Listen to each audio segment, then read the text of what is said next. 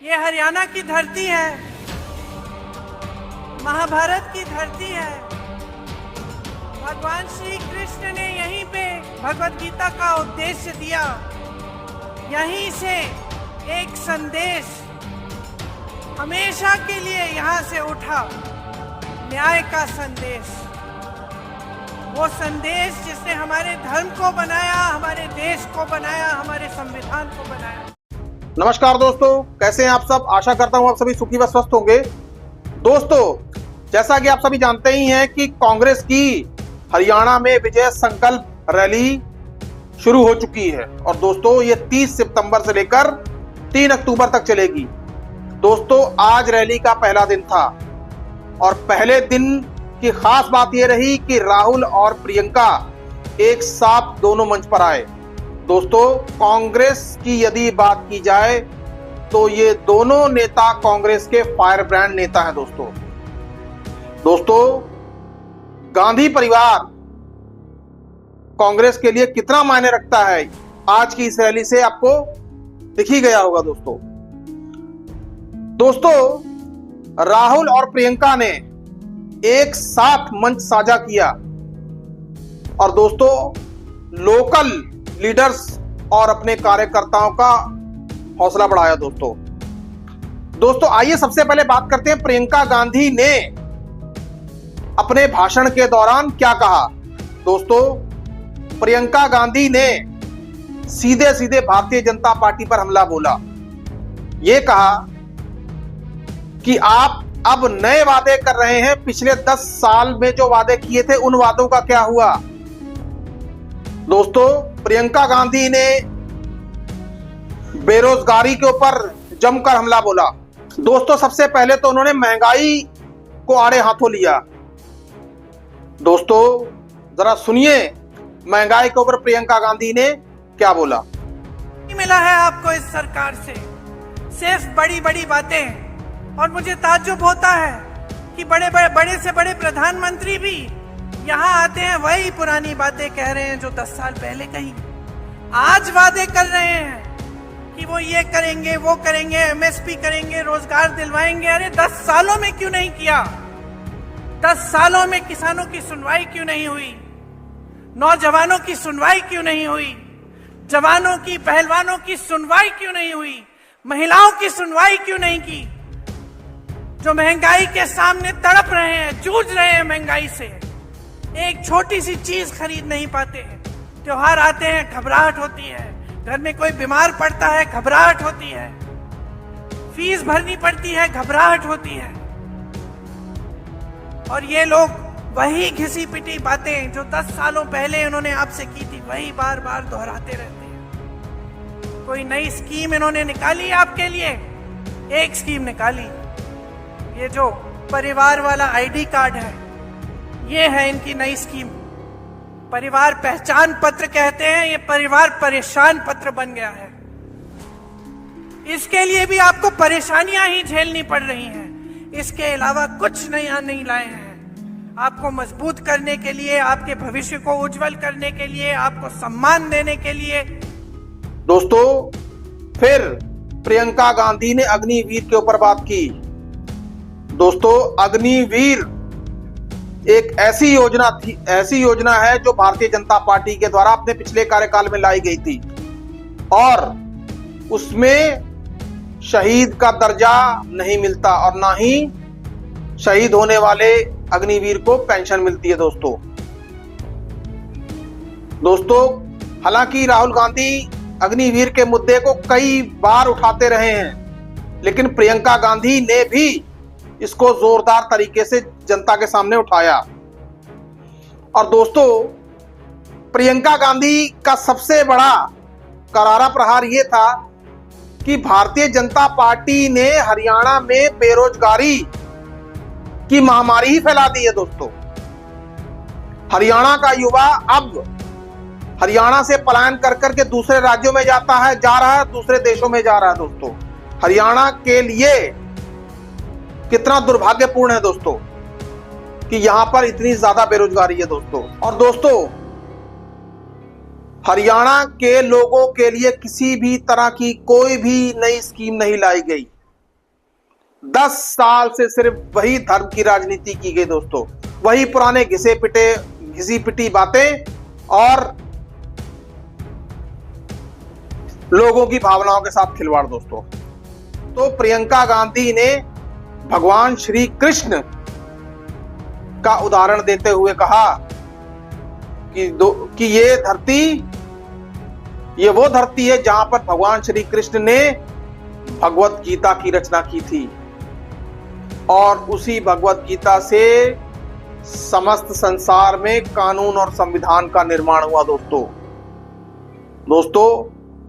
भगवान श्री कृष्ण द्वारा रचित भगवत गीता ने दुनिया को शांति का संदेश दिया दोस्तों। भगवान श्री कृष्ण का जिक्र करते हुए प्रियंका गांधी के चेहरे का उल्लास देखने वाला था दोस्तों। उसके बाद राहुल गांधी ने भी अपने भाषणों में भारतीय जनता पार्टी के ऊपर करारा हमला बोला दोस्तों।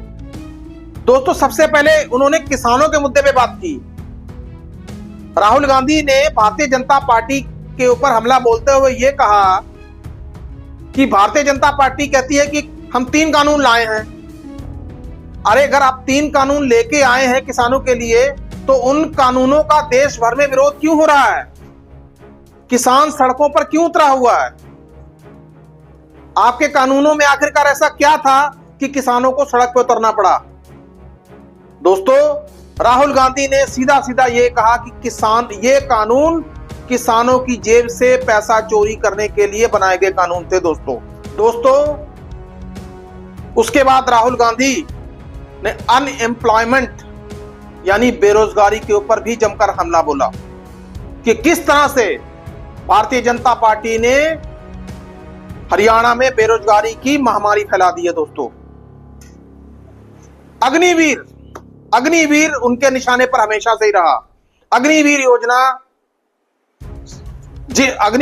भारतीय जनता पार्टी अपने पिछले कार्यकाल में लेकर राहुल गांधी ने तो अग्निवीर योजना के ऊपर भी सवाल उठा दिए। और दोस्तों राहुल गांधी अग्निवीर योजना के बारे में पहले ही कह चुके हैं कि हम इस अग्निवीर योजना को बंद करवा के ही रहेंगे। अग्निवीर योजना को राहुल गांधी ने सरकार की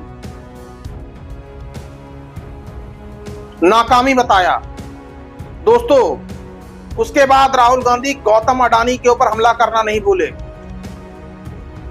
उन्होंने ये कहा कि गौतम अडानी एक समय पर विश्व में 200 से ऊपर के रैंक पर थे, लेकिन एक समय ऐसा आया कि यही गौतम अडानी विश्व में दूसरे नंबर पे आ गए दोस्तों। उन्होंने तो यहां तक कह दिया कि ये मोदी सरकार नहीं, ये अडानी सरकार चल रही है और हमें अडानी सरकार नहीं चाहिए। सरकार नहीं है, ये अडानी जी की सरकार है, ये बात याद रखिए। और हरियाणा में अडानी जी जैसे लोगों की सरकार नहीं चाहिए। किसानों की, मजदूरों की, गरीबों की सरकार। दोस्तों राहुल गांधी का एक एक शब्द भारतीय जनता पार्टी के ऊपर करारा प्रहार था दोस्तों।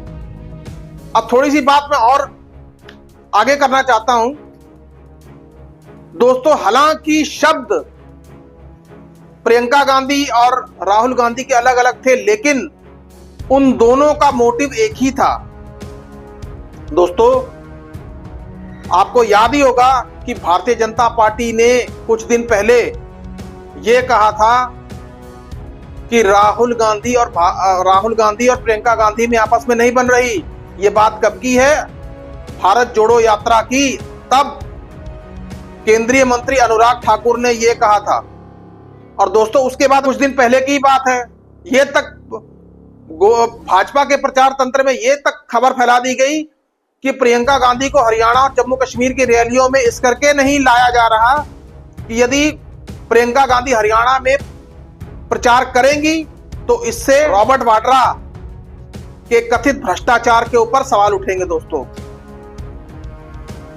लेकिन दोस्तों आज जिस तरह से दोनों ने मंच साझा किया मंच साझा करते हुए अलग अलग वही उन्हीं मुद्दों पर राहुल गांधी और प्रियंका गांधी ने सुर में सुर मिलाकर बात की, वो देखने लायक था दोस्तों।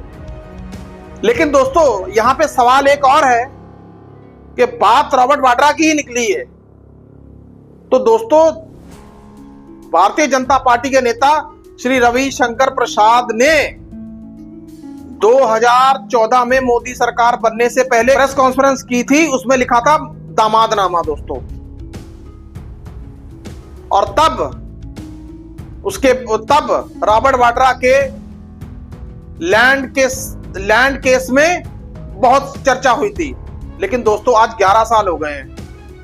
भारतीय जनता पार्टी ने सरकार तो भारतीय जनता पार्टी की रही केंद्र में, रॉबर्ट वाड्रा के ऊपर कौन सी कार्रवाई इन्होंने कर दी? दोस्तों यदि किसी ने कोई भ्रष्टाचार किया है, कुछ गलत काम किया है, तो उसके ऊपर कार्रवाई होनी चाहिए। सरकार तो आपकी थी, तो आपने क्यों नहीं कार्रवाई की? दोस्तों बहुत ही आसान हो जाता है कि कांग्रेस के नेताओं के ऊपर टारगेट करना। दोस्तों जिस तरह से राहुल गांधी और प्रियंका गांधी ने आज की रैली में जोरदार भाषण दिए, उनसे भारतीय जनता पार्टी को मिर्ची लगना तो तय ही है दोस्तों। और एक घटना जो बड़ी अच्छी हुई, कुमारी शैलजा और भूपेंद्र हुड्डा का मंच पे एक साथ आना, इससे भारतीय जनता पार्टी का वो भी नैरेटिव चूर चूर हो गया कि कुमारी शैलजा और भूपेंद्र हुड्डा में नहीं बन रही। राहुल गांधी ने आज वो कर दिया जो करने के लिए भारतीय जनता पार्टी का भी सपने में भी नहीं सोच सकती थी दोस्तों। हालांकि कुमारी शैलजा को अमित शाह, मनोहर लाल खट्टर, नायब सिंह सैनी, कई लोगों ने बीजेपी में आने के लिए न्योता तक दे डाला था, लेकिन क्या हुआ? सब कुछ हवा हवाई।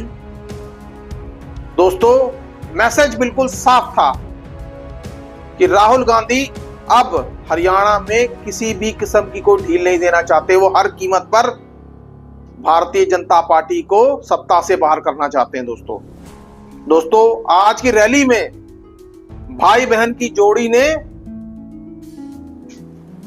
अपने मुद्दों को जनता के सामने रखा और जनता पूरी जन सैलाब बनकर उमड़ी थी दोस्तों